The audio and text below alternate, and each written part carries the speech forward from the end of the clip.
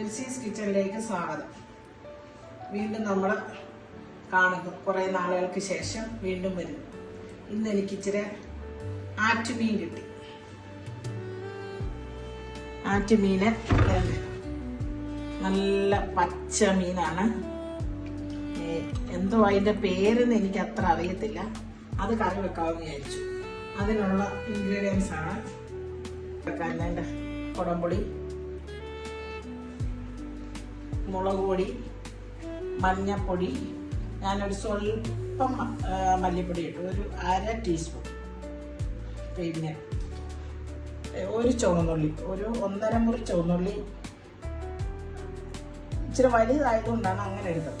വെളുത്തുള്ളി, ഇഞ്ചി, കറിവേപ്പില, ഉലുവ. അപ്പം ഇനി നമുക്ക് ഗ്യാസ് കത്തിക്കാമല്ലോ, ചട്ടി വയ്ക്കാം. ഇതിനകത്ത് വെള്ളമുണ്ട്, എണ്ണ ഒഴിക്കാം.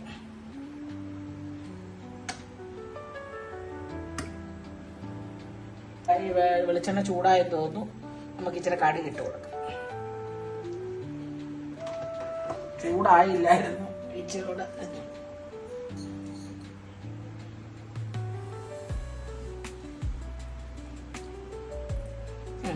ഇത് ചൂടായി.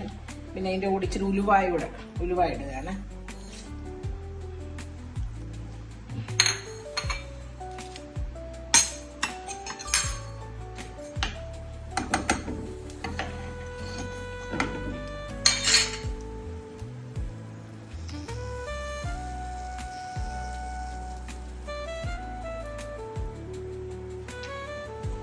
നമുക്കിനി വെളുത്തുള്ളി ഇടാം. കടുകെല്ലാം പൊട്ടി വെളുത്തുള്ളിയാണ്.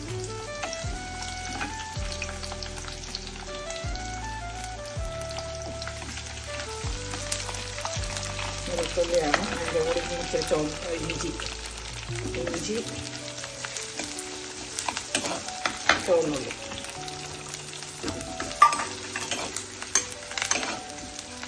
കുടംപുളി ഇട്ട് വടക്കോട്ടൊന്നും തൃശ്ശൂർ ഭാഗത്തൊന്നും ഇങ്ങനെയുള്ള മീൻകറിയൊന്നും അല്ല.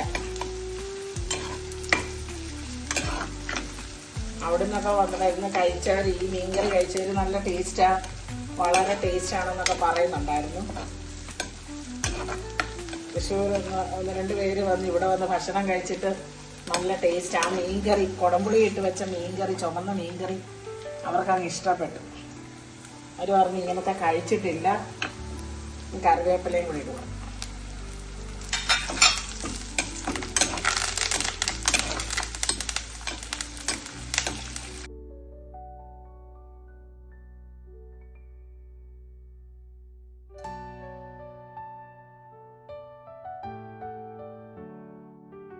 ഞാൻ പറഞ്ഞല്ലോ, മുളക് പൊടി, മല്ലിപ്പൊടി, മഞ്ഞപ്പൊടി.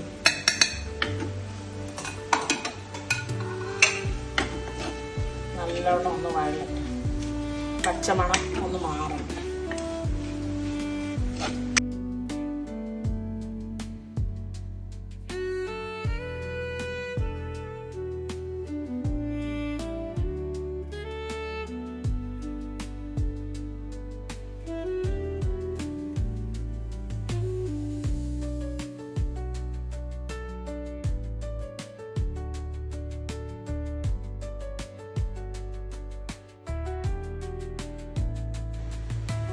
കുടംപുളിയും കൂടെ അങ്ങ് ഇടുകയാണ്. അത് തിളക്കട്ടെ. ഇതൊന്ന് തിളച്ചിട്ട് ഇച്ചിരി ഉപ്പ് ഇടുകയാണ് ഇതിനകത്ത് ആവശ്യത്തിന്. പിന്നെ ഇനി നമുക്ക് നോക്കിയിട്ട് ഇട്ടാൽ മതി. നമ്മുടെ മീൻകറിയുടെ ഇതാണ്. ഇനി ഇതൊന്ന് തിളച്ച് വന്നിട്ട് നമുക്ക് മീൻകറി കഷ്ണം ഇടാം. തിളച്ചിട്ടേ ഇടാവും.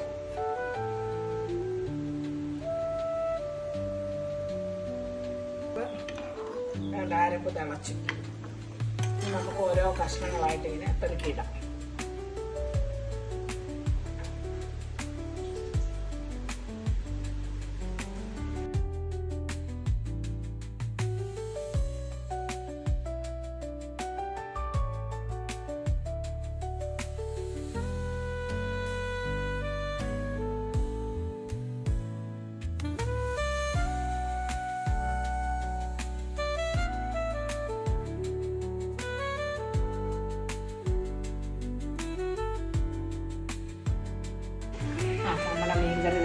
പരുവായി അതിൻ്റെ പറ്റി ഇനി അത് ഒന്നുകൂടി ഇരുന്ന് പറ്റും. അത് അപ്പം നമുക്ക് ഇച്ചിരി ഒന്ന് വെളിച്ചെണ്ണ ഓഫ് ചെയ്തിട്ട് പച്ച വെളിച്ചെണ്ണ ഒന്ന് ഇച്ചിരി കറിവേപ്പിലയും കൂടി ഇടാം. ഓഫ് ചെയ്യുക. ഓഫ് ചെയ്ത് നമ്മുടെ മീൻ ഇനി നമുക്ക് സെർവ് ചെയ്യാം.